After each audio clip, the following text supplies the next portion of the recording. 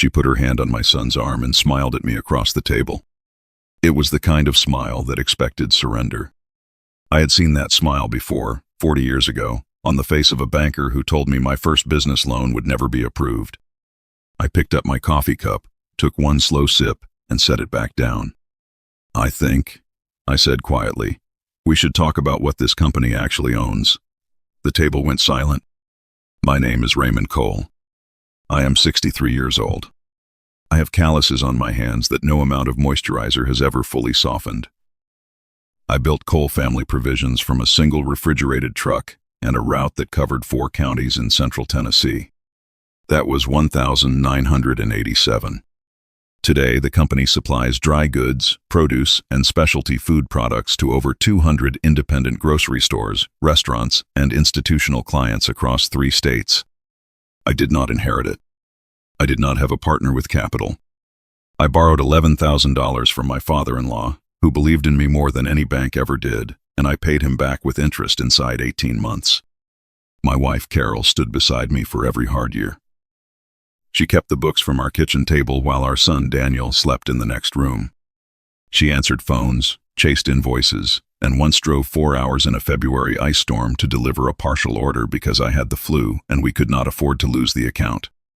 Carol passed away 6 years ago from a condition that moved faster than any of us expected. Pancreatic cancer. 11 weeks from diagnosis to the end. I held her hand on a Tuesday morning in March, and when I walked out of that hospital room, I was a different person than the one who had walked in. Daniel was 31 when his mother died. He had already been working in the company for 4 years, handling regional sales, and he was good at it. He had my drive without some of my stubbornness, and Carol's charm without her patience. After she passed, we leaned on each other in the way men do by working more and talking less. I gave him more responsibility. He earned it. For 2 years, it was the two of us building something that Carol had helped start, and that felt like the right kind of tribute to her memory. Then Daniel met Renata. He met her at a conference in Nashville. She had a master's degree in business administration from Vanderbilt and worked as a consultant for mid-sized distribution companies. She was 34, polished, and very certain of her opinions. I met her for the first time at a dinner Daniel arranged at a steakhouse downtown. She spent most of the meal asking me questions that sounded like compliments but landed like assessments. How long had I been using the same routing software? Had I ever considered third-party logistics partnerships?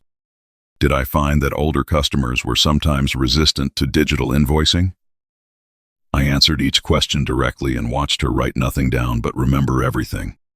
Daniel looked at her the way a man looks at someone he has decided to trust completely. I recognized that look. I had given it to Carol every day for 31 years. So I told myself I was being too cautious. I told myself that a smart woman who understood distribution was an asset, not a threat. I told myself to give her time. They were married 14 months later. It was a beautiful wedding. I danced with my new daughter-in-law and meant it when I told her she was welcome in our family. What I did not know at the time, and would not learn for another 8 months, was that Renata had left 2 previous consulting positions under circumstances that her references described carefully, and her former employers described differently when I eventually called them directly.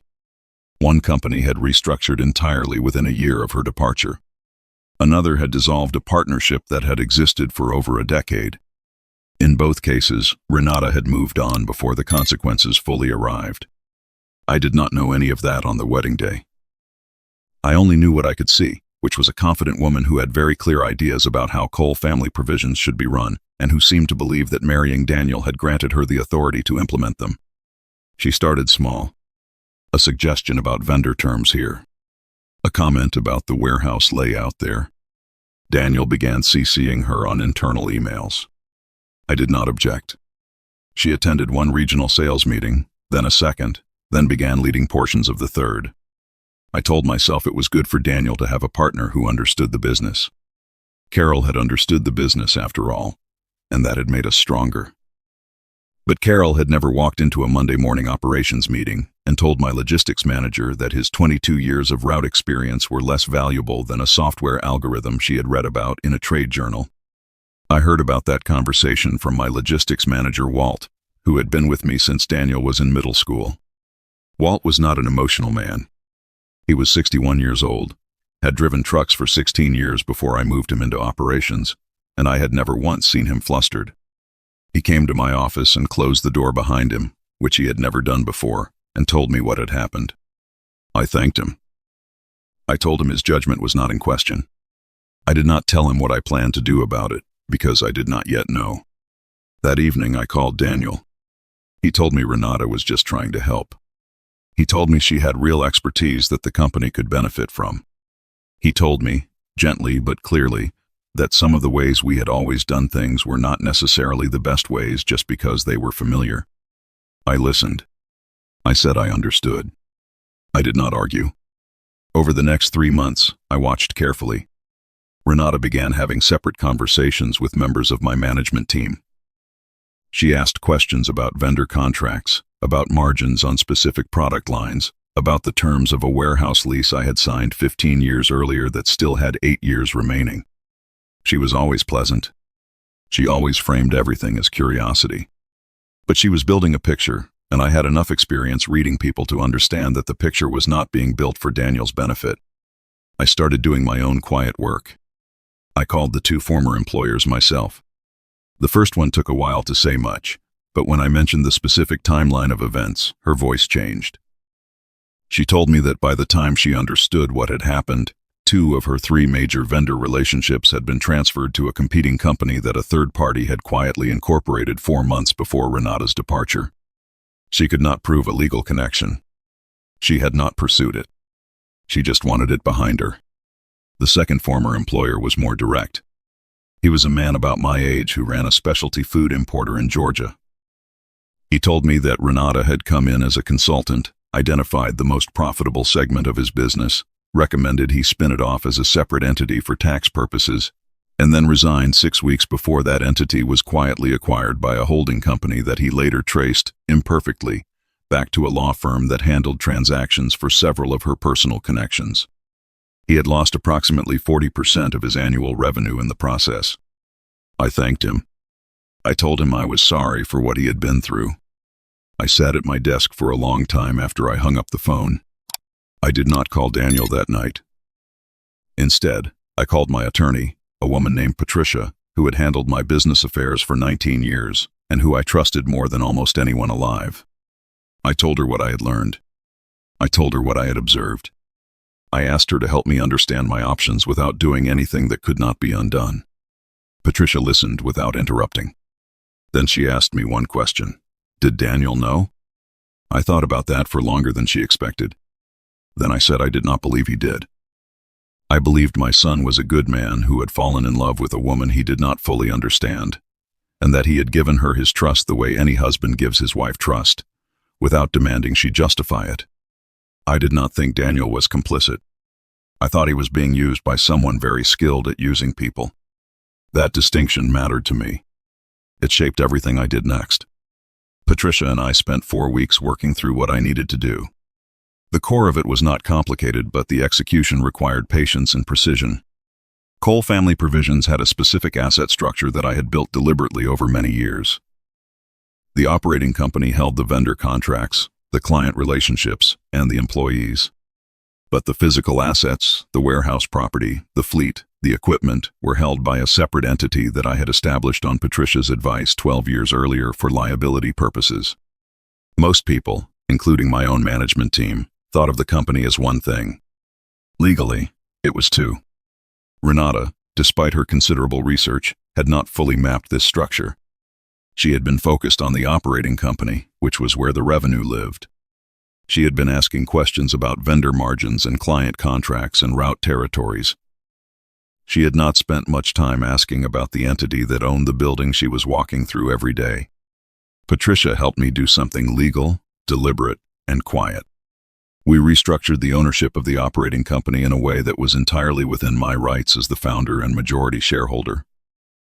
I transferred a portion of the operating company's assets to the holding entity, tightened the vendor contracts in ways that tied them specifically to Cole Family Provisions' tax identification number rather than to its physical location or management structure, and renegotiated 3 of our largest client agreements to include clauses that required personal continuity from me for the first renewal cycle. None of this was hidden. All of it was documented. Any competent attorney reviewing the books would see it clearly. What it meant was that the operating company, on its own, without the property, without the fleet, and without those renewed vendor contracts, was worth considerably less than it appeared to be. It was not worthless. It was a functioning business. But it was a business with slim margins, a heavy payroll, and operational obligations that required significant working capital to sustain. I also did one more thing. I identified and quietly resolved every deferred liability I had been comfortable living with as the sole decision-maker. There was a sales tax audit from 3 years prior that I had never formally closed. There was a disputed invoice from a vendor that had been sitting in legal limbo for over a year. There was an equipment financing agreement with an acceleration clause that I had always known about and never worried about, because I had no intention of selling the company. I resolved each of these items in ways that were legitimate but that created a cleaner, more visible liability profile for the operating entity. When I was finished, Patricia reviewed everything and told me it was all proper. Then she said, quietly, that she hoped I was wrong about my daughter-in-law. I told her I hoped so too. The dinner happened on a Sunday in October. Daniel had arranged it at a private room at a restaurant he liked, and he had invited my brother and sister-in-law, my operations director, and 2 members of my board, 2 old friends, who had served in advisory roles since the early days of the company. It felt, from the invitation, like a celebration of some kind. I did not know exactly what was coming, but I had a fair idea of the general shape of it. I arrived early. I ordered sparkling water and watched the others come in. Renata came in with Daniel, wearing a blazer over a silk blouse, carrying herself the way people carry themselves when they believe the evening is going to go the way they have planned it. She kissed my cheek. She smelled like expensive perfume. She told me I looked well. We sat down. There was bread and a charcuterie plate. There was wine. My brother was telling a story about his truck breaking down on the interstate, and everyone was laughing, and for a few minutes, it felt like a normal family dinner. Then Daniel set down his wine glass and cleared his throat. He spoke for about 4 minutes. He said that he had been thinking seriously about the future of the company. He said that Renata had insights and capabilities that could take Cole Family Provisions to a level of growth I had never been able to achieve on my own. He said, and this was the part that stilled the table, that he believed it was time for Renata to become a full equity partner in the operating company. Not a minority stakeholder. An equal partner. 50%. He said this directly. He said it in front of my brother, in front of my board members, in front of Walt's successor who ran my operations now. He said it the way a man says something he has rehearsed and decided he will not back away from. Then he looked at me and said that if I could not agree to that, he would need to consider whether this was still the right place for him to be building his future. The table was quiet. I looked at my brother, who was looking at his plate. I looked at my old friend across the table, who met my eyes for 1 second and then looked away. I looked at Renata, who was watching me with that composed expression, that expectant stillness of someone who has calculated that the numbers come out in her favor. I picked up my sparkling water. I took a sip. I set it down. Then I stood up and walked around the table to where Renata was seated. She turned in her chair to face me, and I could see that she expected me to either argue or capitulate. She had prepared for both. What she had not prepared for was what I actually said, which I said quietly enough that only she and Daniel, who was seated beside her, could hear it clearly. I said, I accept. 50% of the operating company. I'll have Patricia draw up the papers this week. Renata blinked. Daniel exhaled like a man who had been holding his breath. Someone at the other end of the table began to say something congratulatory. I held up one hand. I'd like to make sure, I said, still standing, that everyone at this table understands exactly what that 50% looks like before anyone celebrates. I had asked Patricia to prepare a simple 1-page summary.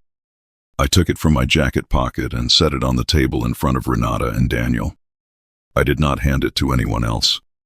I did not make a speech. I just stood there while they read it. It took Daniel about 90 seconds to read it. It took Renata perhaps 45. She was faster, which told me something. The summary was a plain language description of the operating company's current position. Revenue figures. Payroll obligations. The vendor contracts and their specific binding terms. The lease on a secondary storage facility that had 2 years left and carried a significant early termination penalty. A summary of the 3 resolved liabilities and their total cost. And at the bottom, in plain figures, the current working capital available to the operating company after its obligations, which was just over $18,000. Daniel looked up at me. His face had changed. Renata had not looked up yet. She was still reading. Or rereading. I could see her working through it. The property, Daniel said. The warehouse. The trucks are held by the holding company, I said, which is not being offered. The operating company leases everything from the holding company at market rate. Those lease terms are in the appendix. Daniel turned to Renata. I watched him do it. I watched him look at his wife the way a man looks at someone when he is beginning to wonder what they knew and when they knew it. You knew about this structure, he said. It was not quite a question. Renata set the paper down. Her composure was extraordinary. I will give her that. She did not flush. She did not look caught. She looked, for just a moment, like a person recalculating in real time. The operating company still generates revenue, she said. With the right restructuring. The operating company, I said, still quietly, still standing, also has a payroll of 22 people who have worked for me for an average of 11 years. If someone takes 50% of that company and decides to restructure it, those 22 people and their families are the ones who feel it. That landed. I saw it land on Daniel's face. He knew those people. He had grown up around them. Walt had taught him how to read a route manifest when he was 16. I was never going to let anyone take this company apart, I said. Not anyone. I looked at Daniel when I said it, not at Renata. I needed him to understand that the word anyone was not aimed at him as an accusation. It was aimed at him as information. I was telling him what I had known and what I had done and why. I was not ambushing him. I was showing him what I had been protecting and asking him, without words, to look clearly at who had put him in the position of delivering this particular ultimatum at this particular table. The dinner ended quietly. People found reasons to leave. My brother touched my arm on the way out and did not say anything, which was the right choice. The 2 board members said brief and careful goodbyes. Daniel and Renata left together. I sat alone at the table for a few minutes, finishing my sparkling water, looking at the candles. Daniel called me the following Thursday. He called from his car, not from the house, which told me something about what had happened in the days between. He did not apologize immediately. He asked me questions first. Careful, genuine questions. He asked how long I had known about Renata's previous consulting situations. He asked whether I had tried to tell him before and been ignored, which was fair. I told him honestly that I had started with suspicion and moved to certainty over several months, and that by the time I was certain, I had judged that showing him would be more effective than telling him. He was quiet for a long time after that. Then he said, "Did you know she had already started talking to someone about acquiring our client list? I had suspected it. I had not been certain." I told him that. He told me that in going through some of her files, she had left her laptop open before leaving the house to stay with a college friend, which I did not ask about. He had found correspondence with a logistics holding company out of Atlanta. The correspondence was exploratory but specific. It referenced Cole Family Provisions' top 12 clients by revenue, their contract renewal dates, and their primary contact names. It referenced the route territories in detail. It was dated 6 weeks before the dinner. I sat with that for a moment. Then I told my son that I was sorry. I said it simply. I was sorry that someone had seen in him a man worth trusting and had used that against him. I was sorry I had not found a way to show him sooner. I was sorry that the woman he had married had turned out to be something different than what she had presented herself as. Daniel was quiet for a long time.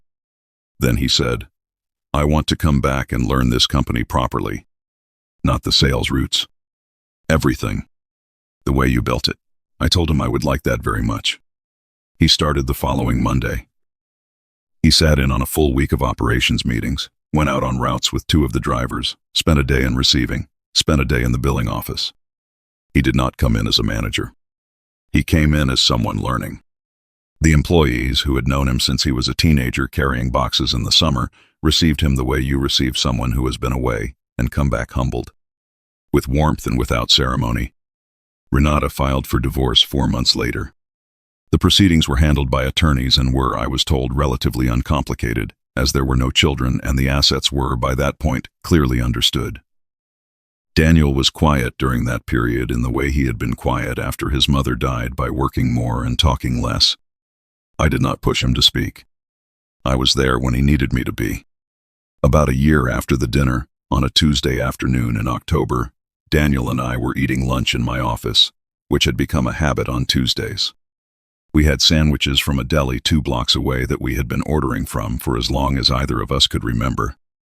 He looked at the framed photo on my desk, Carol and me, early 1990s, standing in front of the first truck with our name on the side. We both looked so young it was almost funny. She knew what she was doing, he said. He meant his mother, not Renata. He meant she had known what we were building and what it would take to protect it. I looked at the photo. I said, every day, we ate our sandwiches. Outside, the drivers were running their afternoon routes. The phones in the billing office were doing what phones do. The warehouse was doing what warehouses do. Somewhere in there, 22 people were doing their work the way they had always done it, steady and reliable, the way things built by hand tend to be. I looked at my son. He was reading something on his phone, one sandwich half still untouched, his jacket hung on the back of his chair. He had his mother's way of concentrating, a slight tightening around the eyes, as if he were taking the thing seriously enough to really see it. I thought about the dinner. I thought about the moment I had stood up and walked around that table, and Renata's composed expression, and the paper I had set in front of her, and the silence that followed. There are men who would have made that moment loud, who would have called her out by name, laid out every piece of evidence in public, let the room serve as their witness. I had considered that. I had also considered that my son was sitting at that table, and that whatever I did next, he still had to live inside the result of it. Some things do not need to be said loudly to be said clearly. Some silences say everything. I picked up the second half of my sandwich. The afternoon was clear and cool, the way October afternoons are in Tennessee when everything has stopped pretending to be summer. The trucks would be back by 5. I had a call with a vendor at 4. Daniel had a meeting with a new regional client at 3:30, one he had brought in himself, without my involvement, which was the way I had always hoped it would eventually go. We had a lot of years of Tuesdays ahead of us. That seemed, all things considered, like more than enough. What Raymond built wasn't just a company, it was proof that steady, quiet work outlasts every shortcut. He didn't win by shouting or scheming. He won by knowing exactly what he had built, protecting the people inside it, and trusting that the truth, laid plainly on a table, speaks louder than any ultimatum. And when his son came back humbled, Raymond didn't say, "I told you so." He ordered 2 sandwiches. A small note to our viewers: this story was crafted and imagined by AI, created to bring you an entertaining listen, and, hopefully, a little something worth carrying with you into your day.